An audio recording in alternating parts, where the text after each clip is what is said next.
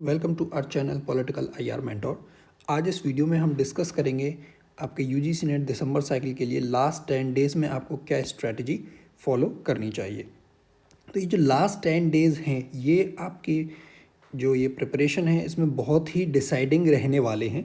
For example जैसे marathon finishing line है, finishing line जो है ये आप मान लीजिए ये है आपकी एग्ज़ाम डेट। ओके, एंड आपने देखा होगा कई बार कोई कैंडिडेट आगे चलता है एंड लास्ट मोमेंट पर आकर वो कुछ गलतियां कर देते हैं ओवर कॉन्फिडेंस की वजह से या अदर फैक्टर्स की वजह से, एंड वो पीछे रह जाते हैं एंड जो पीछे थे वो आगे आ जाते हैं। तो ये जो कहने का मतलब ये है कि जो लास्ट के आपके 10 डेज़ हैं ये आपके लिए बहुत ही क्रूशियल हैं एंड डिसाइडिंग फैक्टर साबित होंगे आपके प्रिपरेशन में, आपके रिजल्ट में। एंड इन लास्ट डेज जो लास्ट ईयर जो डेज़ हैं आपके, जैसे पॉलिटिकल साइंस के लिए करें तो शायद 15 डेज़ के अप्रॉक्स हैं अभी, एंड बाकी सब्जेक्ट में से 3 जनवरी से स्टार्ट होने वाला है, तो 10 डेज़ तो सबके लिए ही हैं।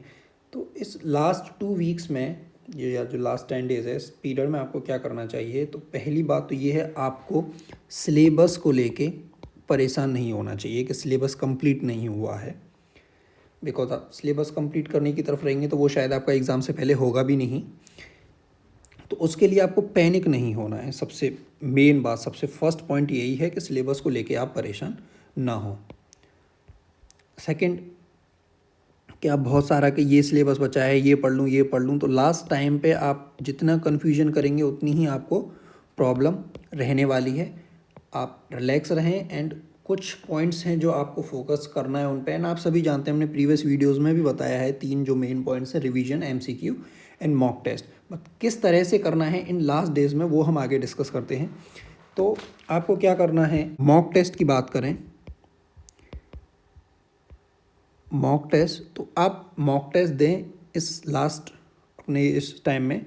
बस एक सजेशन है जो आप फॉलो कर सकते हैं, जैसे जिन स्टूडेंट्स का फर्स्ट शिफ्ट में एग्ज़ाम है एंड कुछ स्टूडेंट्स का सेकंड शिफ्ट में एग्ज़ाम है, तो वो अपने टाइम के अकॉर्डिंग उस एग्ज़ाम मॉक टेस्ट को देने की कोशिश करें, तो इससे उन्हें थोड़ा बेनिफिट हो सकता है उस टाइम के अकॉर्डिंग। जैसे फर्स्ट शिफ्ट का 9 से 12 है एंड सेकंड शिफ्ट, उस तरह से आप अपना मॉक टेस्ट दें। एंड मॉक टेस्ट जो है वो आप ये नहीं कि आप हर दिन एक मॉक टेस्ट दिए जा रहे हैं, आप मॉक टेस्ट दें, आप देखें अपना टाइम मैनेज प्रॉपर कर पा रहे हैं या नहीं।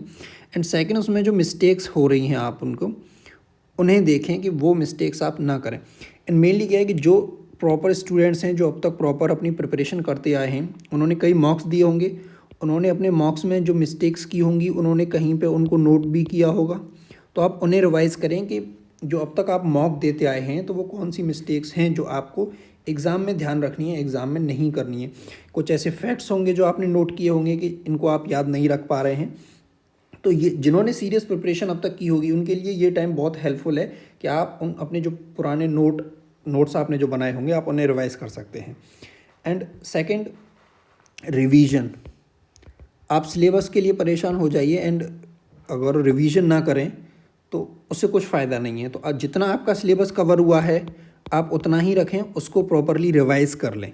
एक प्रॉपर शेड्यूल बना के आप कोशिश करें कि सारा रिवाइज़ कर लें। एंड इसमें क्या है कि सिलेबस बेशक आपका पूरा ना हुआ हो तो, लेकिन जो प्रीवियस ईयर क्वेश्चंस हैं वो आपके बहुत हेल्प करेंगे। आप किसी भी एक शिफ्ट का प्रीवियस ईयर क्वेश्चन करेंगे, आपकी सारी 10 यूनिट्स रिवाइज होंगी, प्लस में रीसेंट अगर पिछले 2-3 साल के भी पेपर आप देख लें तो आप उनसे बहुत सारे क्वेश्चंस एग्ज़ाम में सॉल्व कर सकते हैं।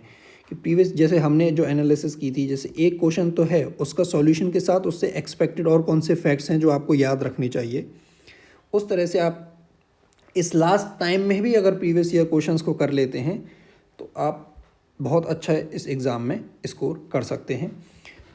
और मॉक टेस्ट जो हैं वो आप कोशिश करिए कि मैक्स 5, बहुत ज़्यादा आप मॉक देते रहें उससे भी कोई बेनिफिट नहीं है। रिवीजन पर भी फोकस रखिए। Complete max paper 1 plus paper 2 के जो मॉक हैं 5 आर इनफ आई थिंक इस लास्ट टाइम में। एंड हम आपकी किस तरह से हेल्प करेंगे इस जर्नी में जो आपका साथ देंगे, तो हम पेपर 1 के लिए प्लस पेपर 2 के लिए छोटे ड्यूरेशंस की वीडियो लेके आएंगे कुछ की कॉन्सेप्ट्स की। जैसे पेपर 1 के लिए बात करें तो प्लेगरिज्म हो गया, आपका एंशियंट यूनिवर्सिटीज़ हो गई, स्वयं पोर्टल हो गई, स्वयं से हर बार क्वेश्चन आता है। तो इन सभी कॉन्सेप्ट्स को, जैसे एनवायरनमेंट रिलेटेड आपके प्रोटोकॉल्स हो गए, Kyoto protocol, Montreal protocol, research type, इनको हम शॉर्ट वीडियोस में डिस्कस करेंगे आपके साथ। 10 मिनट के अंदर की वीडियो लेके आएंगे इन की कॉन्सेप्ट्स के लिए, जो इम्पोर्टेंट कॉन्सेप्ट्स हैं जिनसे आपके एग्ज़ाम में क्वेश्चंस आने के चांसेस हैं, उनको हम डिस्कस करेंगे।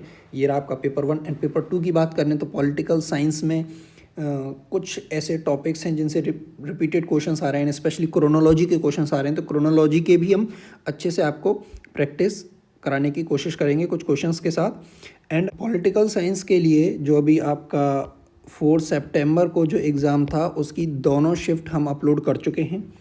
अभी हम आपका विदिन 1 डे 18 जून को जो एग्ज़ाम हुआ था 2024 में, उसको अपलोड कर देंगे, उसका एनालिसिस।